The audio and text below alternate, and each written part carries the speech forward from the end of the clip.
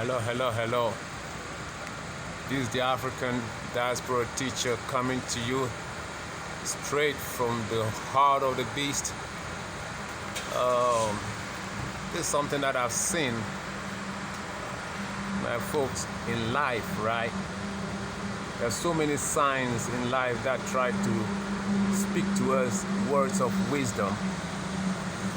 You know, in life, we've learned so many things from birds and ants and all kind of animals, because these birds and animals that we take for granted, they have actually,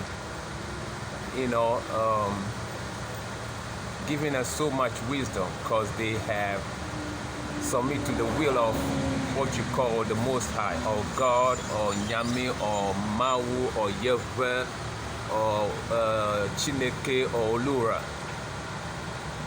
Birds and animals always have not been interrupted by any form of indoctrination. So birds submit to the will of God. So as birds submit to the will of God, they got all their wisdom intact, just as humans. But humans have been interrupted by all forms of indoctrination for profit. Why am I saying this? I'm saying this because look at this bird nest. I don't know if I have to call it nest, but this is a concrete structure here, and the bird had find a suitable material from nature, almost like a clay form of material, to enable her to put this structure over here beautifully, so that the bird can have a place for her children. Why it caught my attention? It's very intriguing because this thing have caused my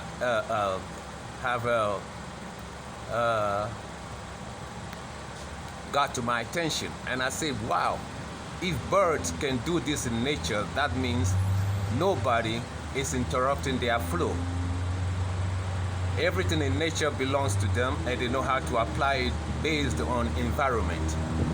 If this same bird is in a forest, you will look for twigs and little wooden stuff, sometimes little plastic, to make its own house. But again, when it comes to human being, how is it that we lack the wisdom to apply or look for suitable materials within our own environment to create or dignify ourselves? It is because somebody have interrupted our flow. Here in America, all the land, this big beautiful land of America, has been taken over by greedy people, landlords. So you will see a whole lot of land quarantined, and they will post a signboard, no trespassing. You can't trespass, no trespassing. So during the summer, if you go over there to take a little plot to grow your corn or grow anything, before you ever put your hoe or your tractor or whatever you want to use as an instrument to plow the land, a police will come over there and arrest you because you are trespassing on somebody else's land. God's green land is taken over by somebody. Birds don't submit to that kind of law of man. They submit to the law of God. So birds can still go to that forest or that land, despite the fact that they put on up a sign for no trespassing. They can still go into that place and get whatever they want. But man has been putting so many hurdles that create poverty for man. The poverty of black people, or of all human beings, especially black people, is a man-made poverty. It's deliberate. When all resources within your ecosystem has been taken over by another human being and monopolize it, that is death to you. that is death to you. And that is what exactly Europeans have done to Africans and all black people around the globe. They've taken over, they seized the ecosystem where you belong to. And ecosystem or ecology is where economy comes from. No land is barren. Not even the desert is barren. There are oases and water wells under the desert. So it's not a wasteland. Okay? So when somebody interrupts your flow, taking over your ecosystem, that means the person have taken over your means to create economy for yourself, to dignify yourself. So when I see this bird nest in a city, in a corner of a concrete structure, and the ingenuity of the bird to find a suitable solution or suitable material to be able to hang between the corner of a concrete wall, that tells you that God, the bird, is not submitted to anything but rather to the will of God. If you submit to the will of God and nobody interrupted your flow, you could build a pyramid.